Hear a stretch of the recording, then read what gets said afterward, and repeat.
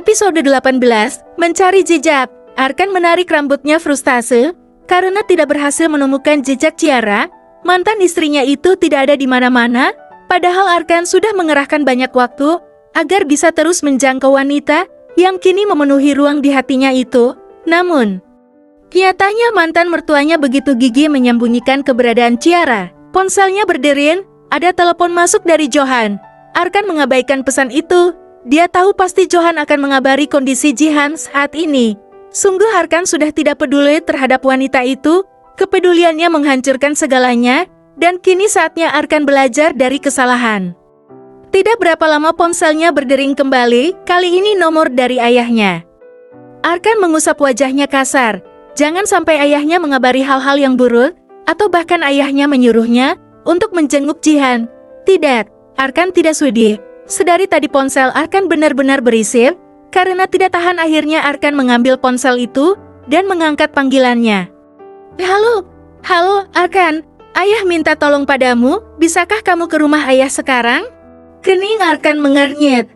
Kenapa juga ayahmu meminta tolong padanya? Minta tolong apa? Kenapa nggak minta tolong sama pengawal ayah? Atau minta tolong Sam? Tidak bisa. Karena hanya kamu yang bisa menolongnya, please. Arkan tertawa mendengar ucapan sang ayah yang tiba-tiba memohon padanya itu. Memangnya ada apa?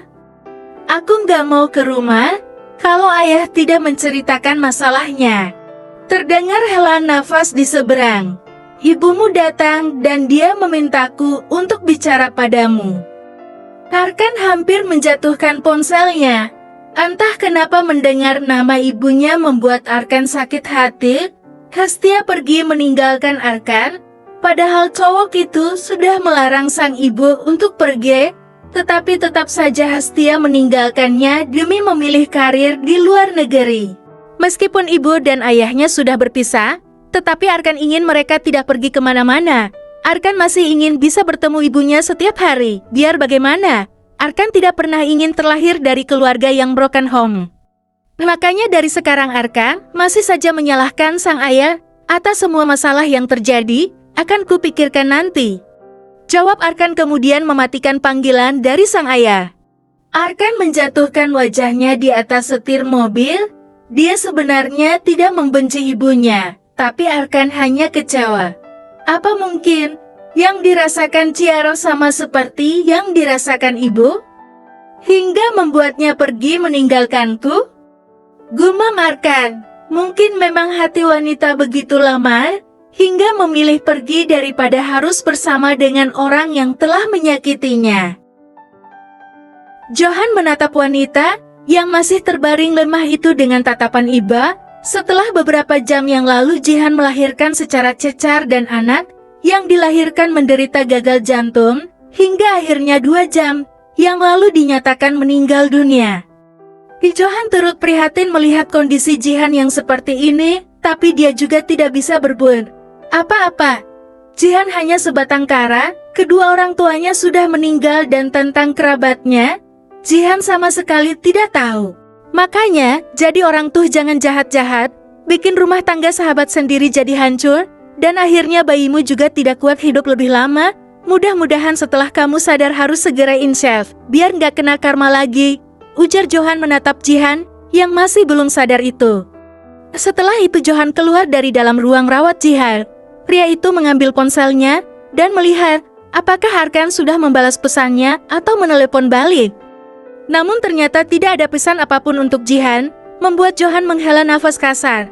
Bagus Arkan, ternyata lo benar-benar serius dengan ucapan lo sendiri. Kalau memang lo mau ngejar Ciara, jangan mau lagi sama Jihan, ternyata memang pancingan gue nggak mempan. Gue senang kalau lo benar-benar udah cinta sama Ciara. Gumam Johan tersenyum, bintang. Ciara sudah sampai di Singapura, wanita itu langsung diarahkan oleh Om Ferry ke apartemen milik Papa Ciara yang belum lama dibeli itu. Ciara masuk ke dalam kamarnya yang cukup luas, mengamati kamar tersebut dengan senyum terulas di bibirnya. Ciara berjanji pada dirinya sendiri, jika dia akan bahagia di sini, dengan meninggalkan segala luka di hatinya.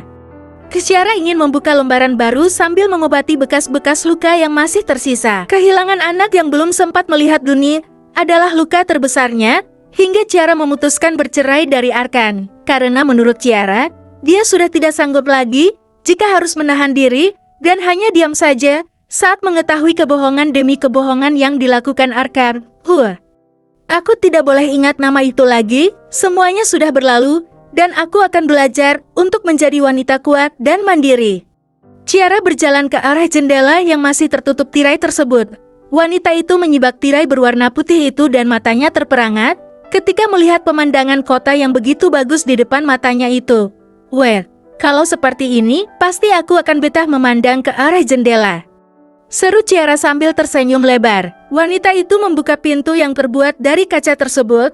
Di sana ada sebuah balkon kecil yang dilengkapi 2 kursi duduk dan 1 meja bulat kecil yang pas untuk meletakkan 2 gelas 1 toples camilan. Selamat datang Singapura. Sepertinya aku akan cocok tinggal di sini.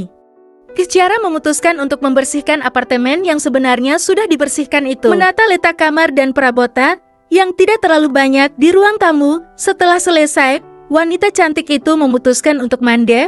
Mungkin jalan kita bersama harus benar-benar selesai, Arkan. Aku harap kamu bahagia dengan wanita lain selain aku.